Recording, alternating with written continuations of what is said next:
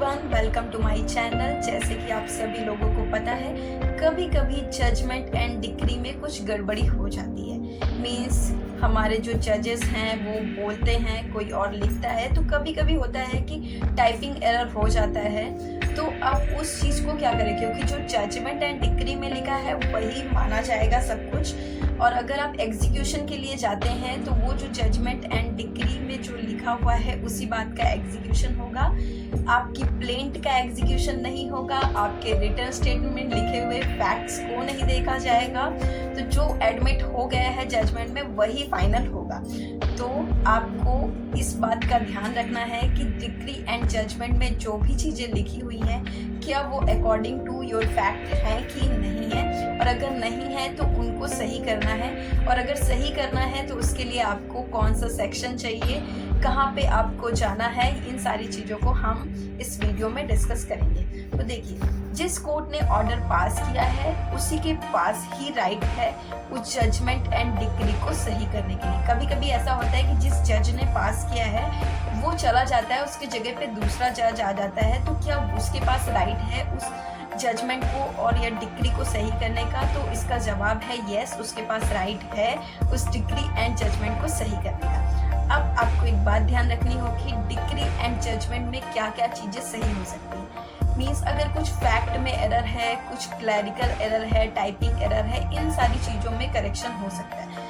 Fact में error का क्या मतलब है? टाइपिंग एरर तो समझ में आता है, लेकिन फैक्ट में एरर है उसका क्या मतलब है? तो देखिए, अगर आपने कुछ भी लिखा, मीन्स जो प्लेंट आपने माना एक प्लेंटिफ है, आपने सूट फाइल किया, सूट में आपका जो वर्जन था वो गलत लिखा हुआ है उस जजमेंट में, और आपका जो केस है वो डिक्री हो गया। लेकिन अब क्या करेंगे आप, जब आप एग्जीक्यूशन के लिए जाएंगे तो डिक्री का एग्जीक्यूशन होता है, प्लेंट का एग्जीक्यूशन नहीं होता है।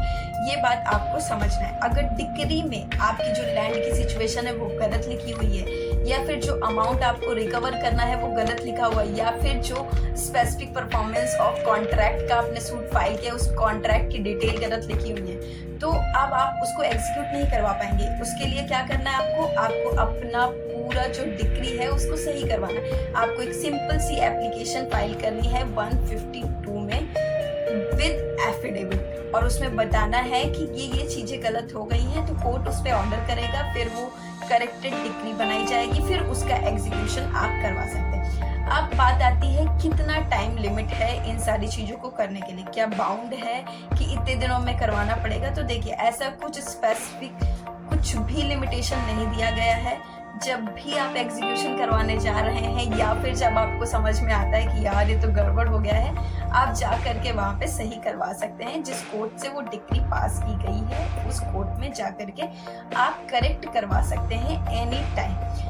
इसलिए एनी टाइम में नहीं जाना है आपको क्या करना है, जैसे ही आपका जजमेंट एंड डिक्री आता है आपको वो सब पूरा पढ़ना चाहिए। ये आपकी रिस्पॉन्सिबिलिटी होनी चाहिए कि आप पूरा पढ़ लें और उसी टाइम पे करेक्शन करवा दें, तो अच्छा रहता है, आपका ही टाइम बच जाएगा। अदरवाइज एग्जीक्यूशन के टाइम पे आप जो देने वाले थे टाइम वो फिर इधर चला जाएगा, क्योंकि आपको पता है ये कोर्ट है, यहाँ पे सिंपल सी प्रोसीडिंग को भी लंबा खींचा जाता है, तो फिर आपका वो वाला टाइम पूरा चला जाएगा।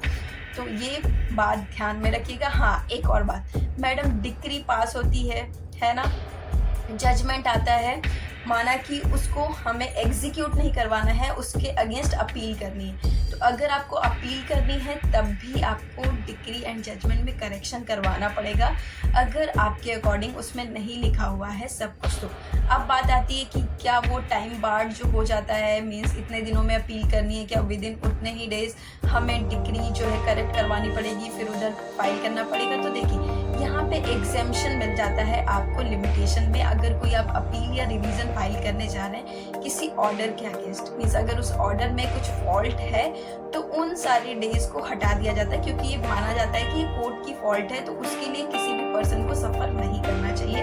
तो इस बात से आप निश्चिंत रहिए कि आपका जो टाइम बार्ड हो जाएगा, क्या हो जाएगा ये वो, तो चलो ऐसे ही फाइल कर देते हैं, बाद में करेक्ट करवा लेंगे। नहीं, आपको सबसे पहले करेक्शन ही करवाना चाहिए। Okay, thank you. मुझे लगता है इतना बहुत है 152 से।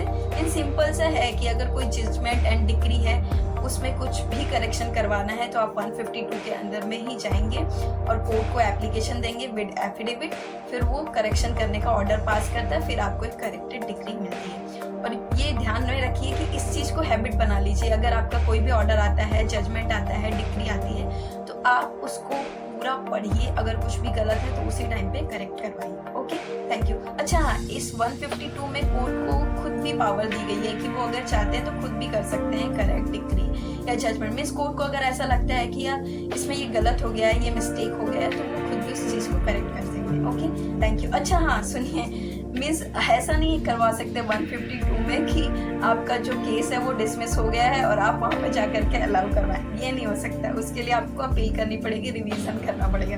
Okay, thank you.